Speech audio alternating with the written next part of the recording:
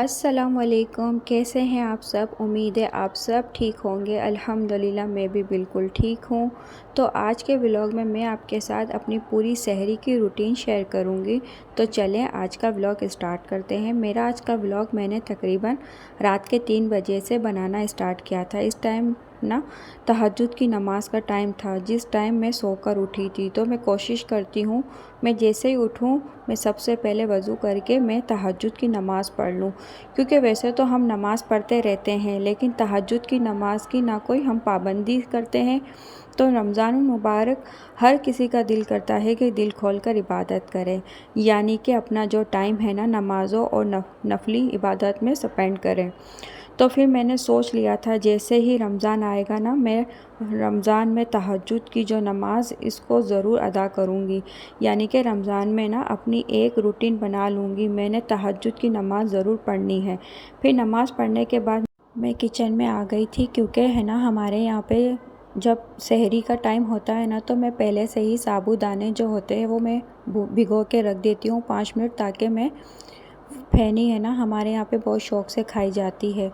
तो मैं एक अलग तरीके से बनाती हूँ। तो मैं साबूदाने को 5 से 10 मिनट भिगो के रख देती हूँ, फिर इसके बाद मैं पकाना स्टार्ट करती हूँ।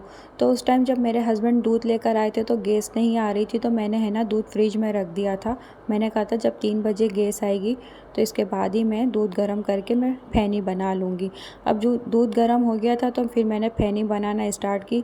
तो हमारे यहाँ पे जो फैनी है ना वो अलग तरीके से बनती है। जैसे मैं साबूदाने को उसमें डाल के एक आध इलायची डाल के फिर फैनी बना लेती हूँ, एक तरह से शीर खुरमे की तरह हो जाता है। तो वो एक तो इलायची हमारे लिए अच्छी भी होती है, वो ठंडक देती है पूरा दिन, और प्याज का एहसास भी नहीं होता। अच्छा, ये रूटीन सिर्फ मेरे ससुराल में मैंने देखी है। हमारे यहाँ अम्मी के यहाँ जब मैं शादी करके आई थी ना तो मुझे बहुत अजीब लगता था कि है ना ये क्या, मतलब हमारे यहाँ पे तो ये सब नहीं खाया जाता था। बस सिंपल सा एक खाना ही खाया जाता था और सहरी तो बिल्कुल भी समझो ना होने के बराबर की जाती थी। लेकिन यहाँ पर फिर मुझे सब चेंज मिला। लेकिन ये कि अब मैं इस रूटीन में आ गई हूँ तो ये सब अब मेरी आदत हो गई, और बच्चों को भी, मेरे अफनान को भी यही पसंद है, आफिया को भी यही पसंद है। बस एक हमदान नहीं खाता, और हमदान तो बहुत छोटा है, अभी रोज़े भी नहीं रखता वो। लेकिन माशाल्लाह हम 4 जने जो घर में हैं फैमिली मेम्बर, वो रोज़ा माशाल्लाह हमारे सबके पूरे जाते हैं अल्हम्दुलिल्लाह।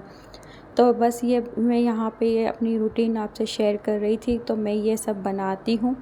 तो बस मैं अभी यहाँ पे सहरी ही बना रही थी, और यहाँ पे मैं शीर खुरमा बना रही थी।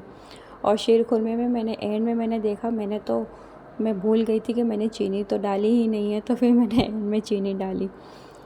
तो अब ये होता है ना कि हर किसी की यहाँ रूटीन अलग होती है। अब मैं यहाँ पे सहरी बनाने के बाद हमारे घर में कोई भी पराठे नहीं खाता, सब रोटी खाते, सिर्फ पराठा मैं खाती हूँ। तो मैं सबके लिए है ना रोटियां बनाना स्टार्ट की थी, क्योंकि यहाँ पर है ना 3 बजे गैस आती है। तो मुझे जो भी करना होता है ना वो 3 बजे ही करना होता है। फिर 4 साढ़े 4 बजे तक गैस चली जाती है। तो इस तरह की रूटीन है।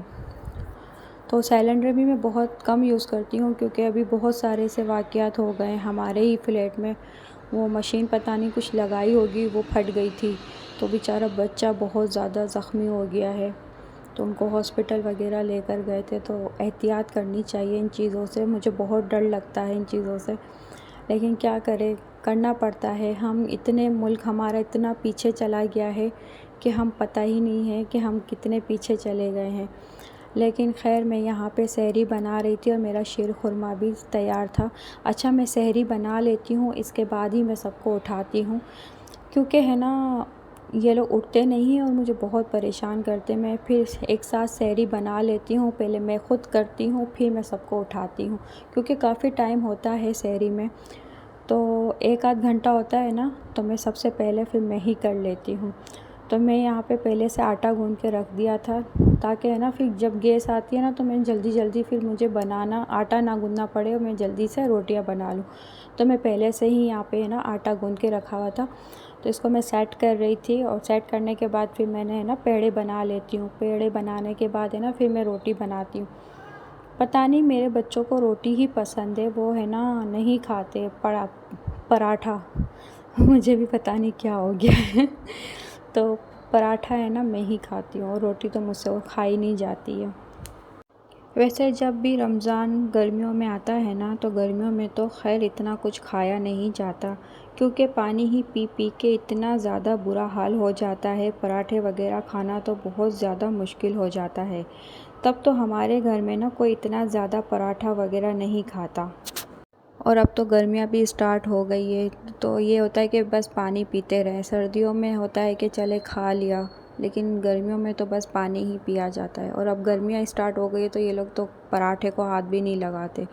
और हमारे यहाँ ये होता है ना कि इफ़्तार के बाद कुछ भी नहीं खाते ये लोग। फिर इफ़्तार के बाद नमाज़ पढ़ते हैं, मगरिब की चाय, मैं तो चाय बिस्किट ही खाती हूँ। बाकी मेरे हस्बैंड जो है वो चाय पीते हैं, और मुझे तो बिस्किट तो चाहिए ही चाहिए।